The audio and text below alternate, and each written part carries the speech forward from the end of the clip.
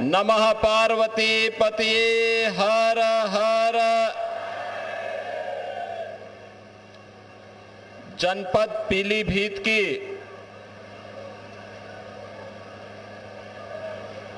दो विधानसभाओं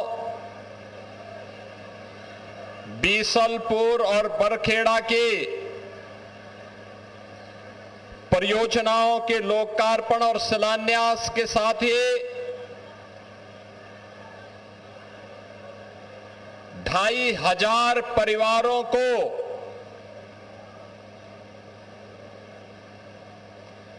दशकों बाद उनका अधिकार प्रदान करने और नागरिकता प्रमाण पत्र वितरण के लिए आयोजित आज के इस कार्यक्रम में केंद्रीय मंत्री और पीलीभीत के लोकप्रिय सांसद श्री जितेंद्र प्रसाद जी, उत्तर प्रदेश सरकार में मंत्रिमंडल के मेरे सहयोगी प्रभारी मंत्री पीलीभीत सरदार बलदेव सिंह ओलख जी, उत्तर प्रदेश सरकार में ही मेरे सहयोगी गन्ना और चीनी मिलों के राज्य मंत्री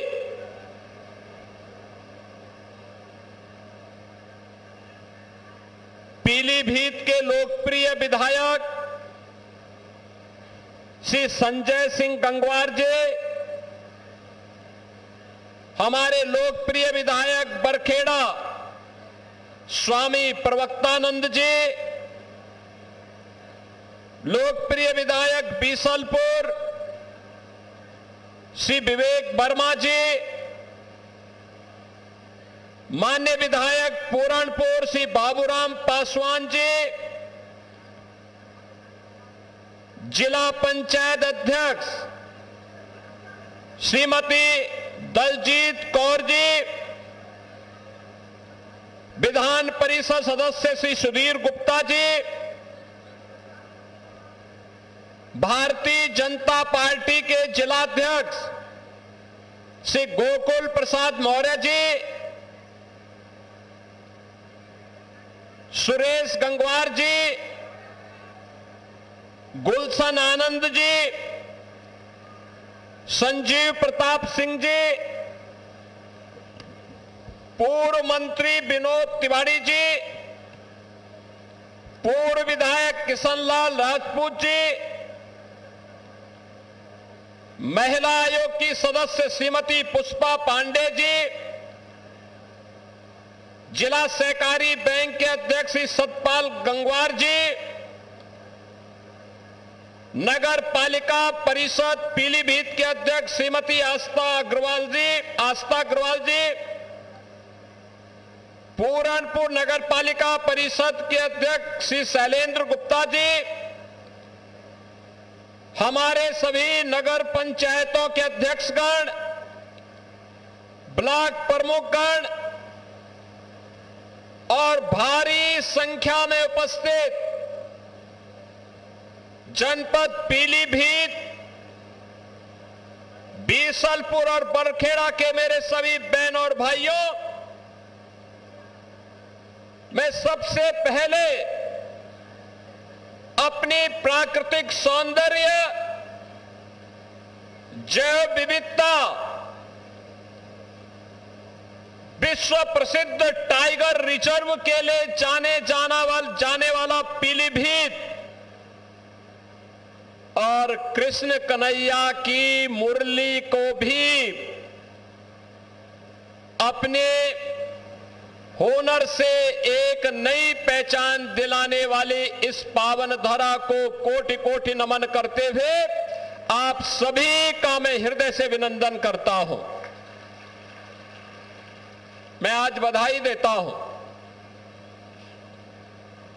माननीय जितेंद्र प्रसाद जी और हमारे दोनों विधायकों और यहां जनपद के सभी जनप्रतिनिधियों के परिश्रम और पुरुषार्थ के कारण आज लगभग 600 करोड़ रुपए की परियोजनाओं का सौगात, यहां का उपहार इन दोनों विधानसभा और जनपद को प्राप्त हो रहा है।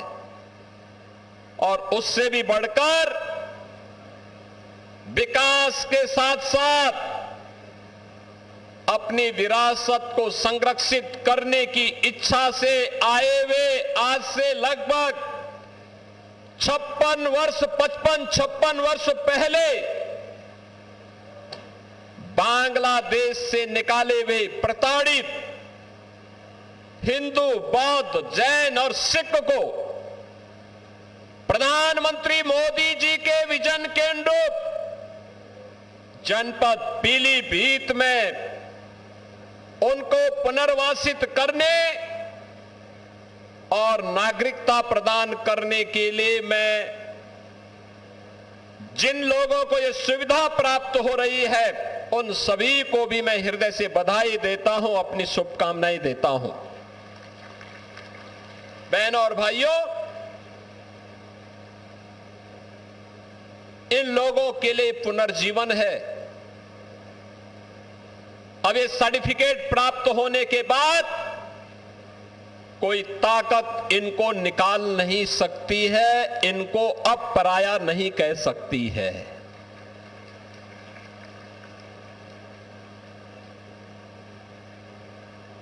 ये काम प्रधानमंत्री मोदी जी ने किया। ये काम देश के गृह मंत्री से अमित शाह जी ने किया, जिसके कारण अब इन लोगों को अपनी विरासत को संरक्षित करने का एक प्लेटफॉर्म जनपद पीलीभीत में उत्तर प्रदेश में प्राप्त हो गया है। अब ये अपने आने वाली पीढ़ी के सपनों को सजोने के लिए, उसको आगे बढ़ाने के लिए, उसे एक नई उड़ान देने के लिए बंगाल से, पूर्वी बंगाल से, आज के बांग्लादेश से निकाले हुए प्रताड़ित इन हिंदुओं को, बौद्धों को, सिखों को, जैनियों को अब यहां पर भी उसी सम्मान के साथ, उसी गौरव के साथ जीने का अधिकार प्राप्त हो जाएगा। अब न इनको पुलिस परेशान करेगी, न राजस्व विभाग परेशान करेगा, न फॉरेस्ट के लोग परेशान करेंगे, न किसी अन्य विभाग के लोगों की प्रताड़ना इन्हें सहनी पड़ेगी। आप सोचो ना, कांग्रेस के पाप के कारण पहले बांग्लादेश बना, बांग्लादेश पाकिस्तान बनना या आवश्यक नहीं था, या आवश्यक नहीं था, सत्ता लोलुपता का परिणाम था पाकिस्तान का निर्माण। अगर उस समय आखिर इनके लिए क्यों आवाज नहीं उठाई? लंबे समय तक शासन किए हो, लेकिन कभी इनके बारे में सोचने की फुर्सत नहीं थी। इन गरीबों के बारे में, इनको पहचान दिलाने के बारे में, यानी इनके लिए देश की कीमत पर राजनीति थी। हिंदू, सिख, बौद्ध और जैनियों के कत्लेआम की कीमत पर सत्ता चाहिए थी इनको। और आज डबल इंजन की सरकार आई, आदरणीय प्रधानमंत्री मोदी जी के नेतृत्व में जब सिटीजनशिप अमेंडमेंट एक्ट आया, लंबे समय के बाद किसी सरकार ने सोचा कि इन विस्थापित हिंदुओं, बौद्धों, जैनियों, सिखों को भी भारत की नागरिकता मिलनी चाहिए, जो पाकिस्तान से, बांग्लादेश से, अफगानिस्तान से विस्थापित हैं। आप याद करिए, दिल्ली और देश के विभिन्न राज्यों में लंबे समय तक कांग्रेस ने, समाजवादी पार्टी के लोगों ने आंदोलन किया था। आज जो ये सर्टिफिकेट वितरित हो रहे हैं, इसी के खिलाफ ये लोग आंदोलन कर रहे थे कि नहीं मिलना चाहिए। यानी इनका तो सबसे पहला उद्देश्य ही क्या है कि देश के संसाधन पर विभाजन के बावजूद पहला अधिकार मुसलमान का होना चाहिए, बाकी किसी का अधिकार नहीं होना चाहिए। यही तो इनकी कुत्सित चेष्टा थी, यही इनकी तुष्टीकरण की नीति थी, यही पाप जिंदगी भर करते रहे और उस पाप का खामियाजा हिंदू भुगतता रहा। बहनों और भाइयों, आज आप सबको, मैं इन सभी बंगाली परिवारों को, 2500 परिवार हैं, 2500 परिवार का मतलब 15,000 लोग सीधे सीधे आज इस स्कीम का लाभ ले पा रहे हैं। मैं इसके लिए आदरणीय प्रधानमंत्री जी और गृह मंत्री जी के प्रति आभार व्यक्त करता हूं। मैं इसके लिए केंद्रीय मंत्री श्री जितिन प्रसाद जी को, हमारे जो चारों विधायक हैं, यहां पर मंत्री श्री संजय सिंह गंगवार, विधायक बरखेड़ा स्वामी प्रवक्तानंद जी, विधायक बीसलपुर श्री विवेक वर्मा जी और विधायक पूरणपुर श्री बाबूराम पासवान जी को भी मैं हृदय से धन्यवाद देता हूं, जिन्होंने पैरवी करके इन बंगाली परिवारों को आज उनका अधिकार उपलब्ध करवाया है, उनका अधिकार दिलाया है।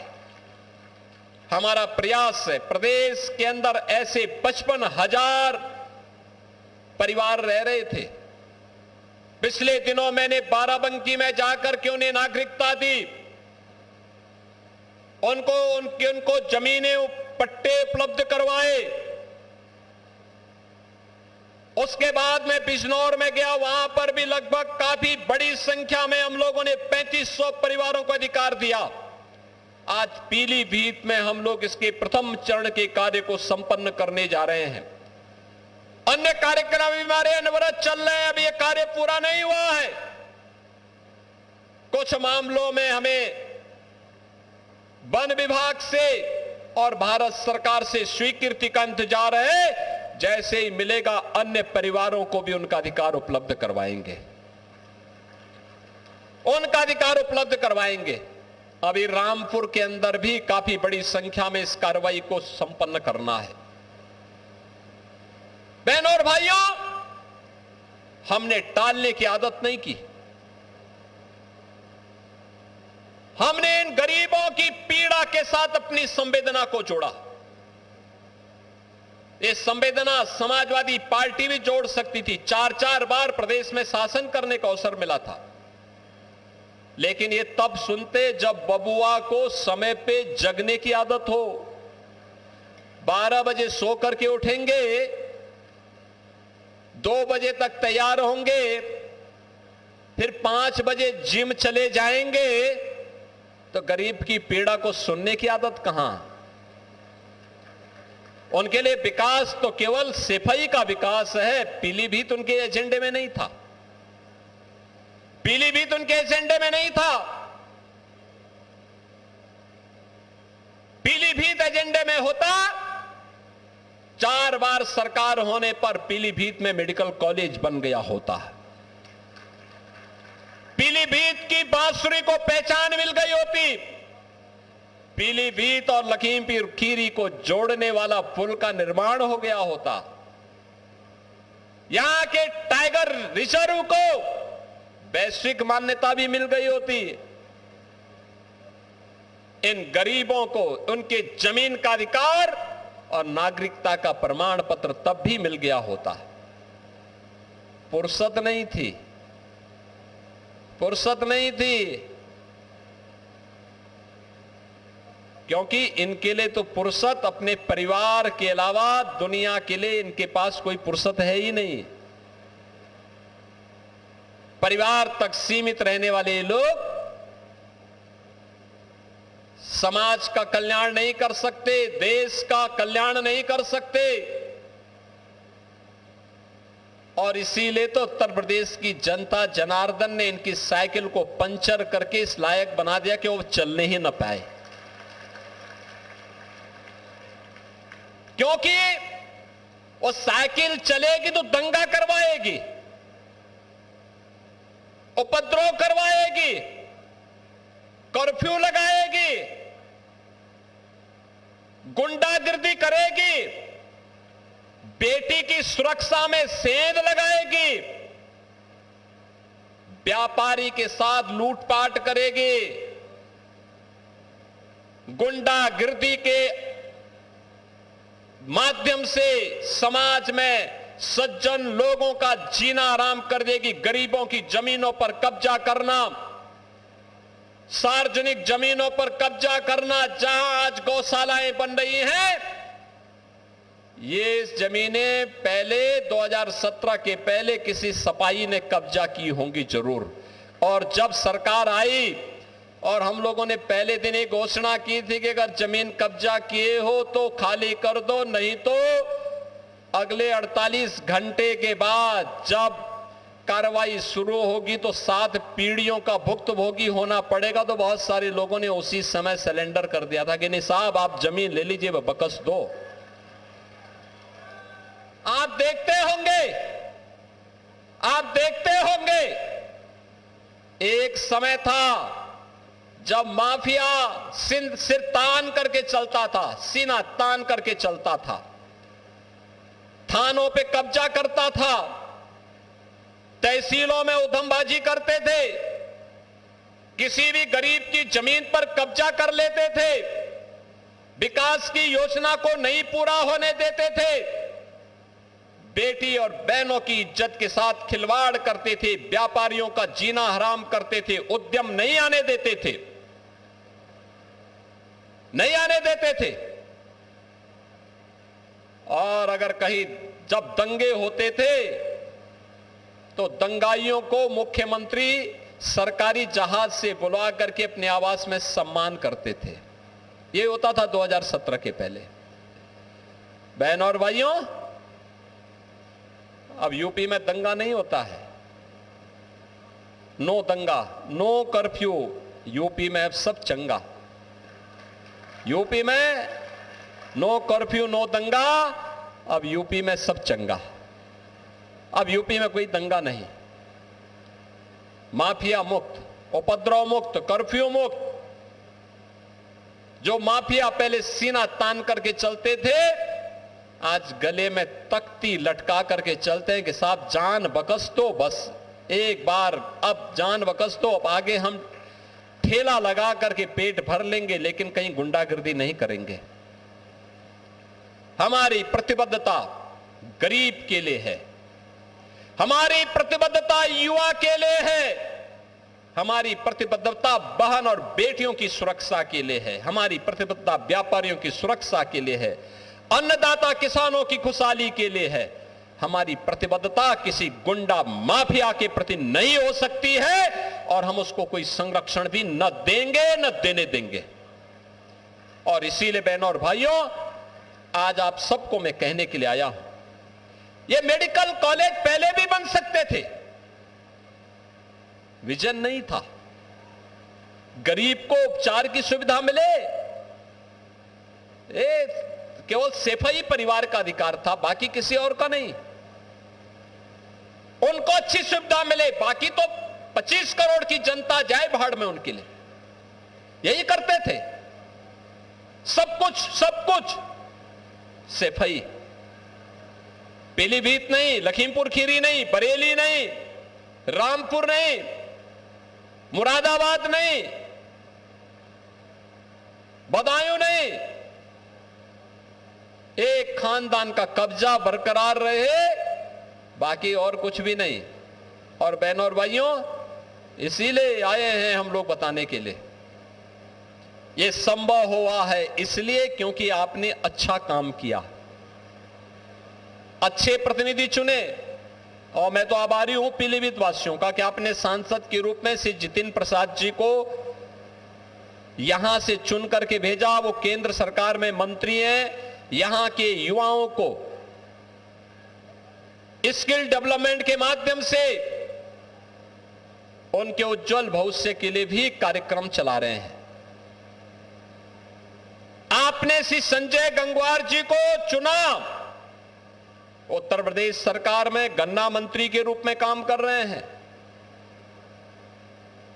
आपने स्वामी प्रवक्तानंद जी को चुना, विकास की योजनाओं को लेकर के आ रहे हैं।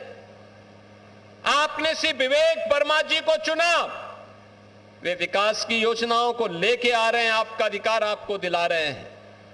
बाबूराम पासवान जी को चुनाव जिता करके भेजा, विधायक बना करके भेजा, वे विकास के लिए निरंतर प्रयासरत है।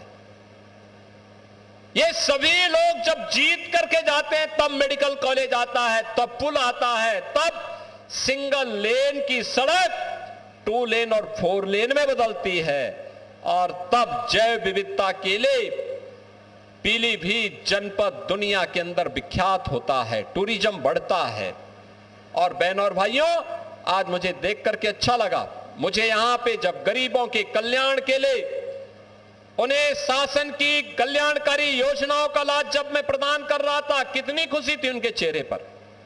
कोई युवा सीएम उद्यमी स्कीम से लाभान्वित हो रहा है, कोई पीएम विश्वकर्मा स्कीम से लाभान्वित हो रहा है, कोई पीएम आवास योजना में, कोई सीएम आवास योजना में, और कहीं पर एनआरएलएम के तहत लखपति दीदी को यहां पे डमी चेक उपलब्ध करवाया जा रहा था, और कहीं पे नागरिकता प्रमाण पत्र और कहीं पे जमीन का प्रमाण पत्र उपलब्ध करवाने का कार्य इस मंच से हो रहा था। कितना अच्छा लग रहा था। पाने वाले लोग भी, आप सोचो उन बुजुर्गों की उम्र आज से 56 साल पहले जब ये लोग विस्थापित होकर के आए होंगे, 55-56 वर्ष पहले जब आए होंगे, तब उनकी उम्र 15 से 25 के बीच रही होगी। आज उम्र ढल चुकी है, आंखें तरस गई, प्रताड़ित होना पड़ा होगा, कहीं फॉरेस्ट से, कहीं राजस्व कर्मियों से, कहीं पे पुलिस से, कहीं पे किसी अन्य कर्मी से। क्या पीड़ा झेली होगी, कितनी प्रताड़ना झेली होगी, हर स्तर पर अपमानित होना पड़ा होगा। गलती क्या थी? गलती कांग्रेस की थी, जिन्होंने 1947 में भारत का विभाजन स्वीकार किया था। भारत का विभाजन नहीं होता, इन गरीबों को, इन बंगाली परिवारों को विस्थापित नहीं होना पड़ा होता, नहीं होना पड़ा होता, और आने वाले समय में किसी हिंदू को विस्थापित न होना पड़े।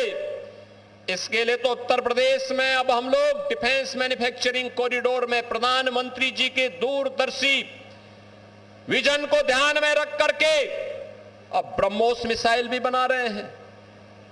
इस समाजवादी पार्टी के लोग तो कट्टा बनाते थे, कट्टा और बम बनाते थे, व्यापारियों को लूटने के लिए, गरीबों को लूटने के लिए, और हम बना रहे हैं ब्रह्मोस मिसाइल।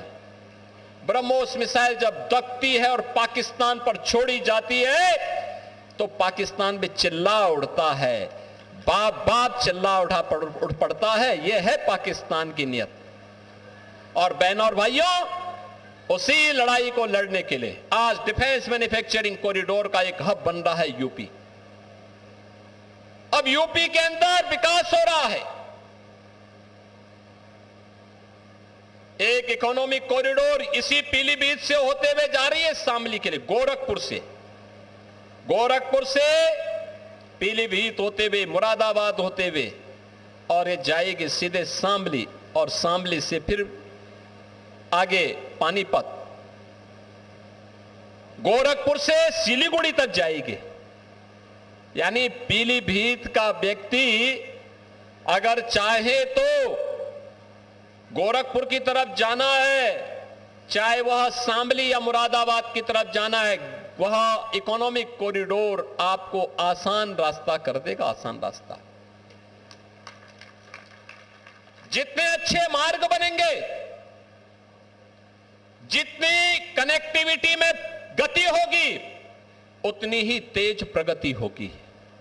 याद रखना, प्रगति का आधार गति पर है, उस प्रकार का इंफ्रास्ट्रक्चर पर है, और वह इंफ्रास्ट्रक्चर आज हम दे रहे हैं। हमने पिछले दिनों प्रधानमंत्री जी के कर कमलों से गंगा एक्सप्रेसवे का लोकार्पण करवाया था। गंगा एक्सप्रेसवे, बहनों और भाइयों, गंगा एक्सप्रेसवे भारत का सबसे बड़ा एक्सप्रेसवे।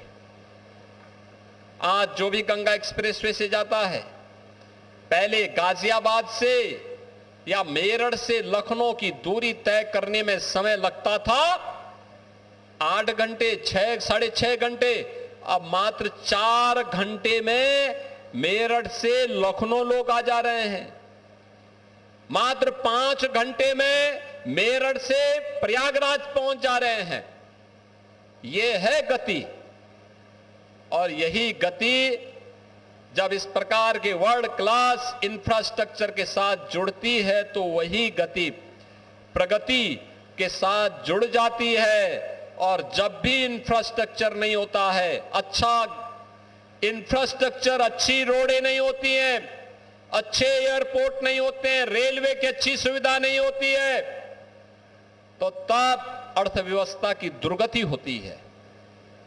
बहनों और भाइयों, ये डबल इंजन की सरकार है। ये डबल स्पीड के साथ चलती है, बुलेट ट्रेन की स्पीड से चलती है, विकास भी लाती है, विरासत को भी सम्मान देती है। हर व्यक्ति को, क्या गांव, क्या गरीब, क्या किसान, क्या नौजवान, क्या महिलाएं, इन सब के उत्थान के लिए भी कार्य करती है। और उसी को ध्यान में रख करके डबल इंजन सरकार कार्य कर रही है। मैं पीलीभीत जनपद वासियों को बधाई देता हूं। स्वास्थ्य की सुविधा का लाभ, बेहतरीन कनेक्टिविटी का लाभ आप सबको जो प्रदान हो रहा है, इसके लिए पीलीभीत वासियों को मैं बधाई देता हूं। और मैं विश्वास करता हूं पीलीभीत विकास की इस प्रक्रिया के साथ इको टूरिज्म के एक नए हब के रूप में अपने आप को स्थापित करेगा।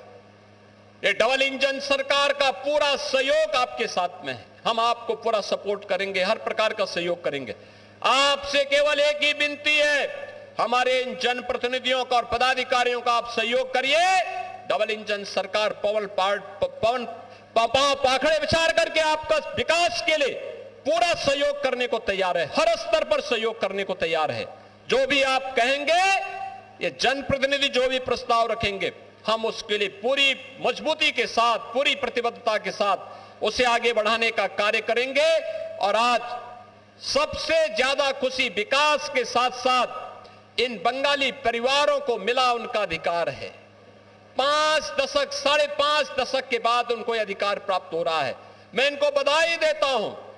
बंगाली संस्कृति को सुरक्षित रखने के लिए, संरक्षित रखने के लिए बंगाल ने इस बार ऐतिहासिक फैसला किया। प्रधानमंत्री मोदी जी के नेतृत्व में वहां भी डबल इंजन सरकार आई है, और मुझे लगता है यही चमत्कार है।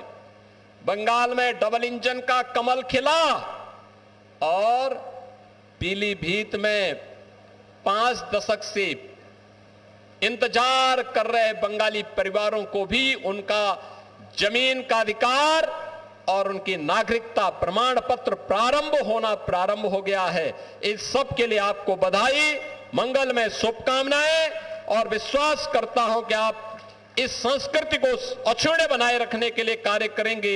आप सभी के प्रति, पूरे पीलीभीत वासियों के प्रति मेरी मंगलमय शुभकामनाएं हैं। धन्यवाद। जय हिंद।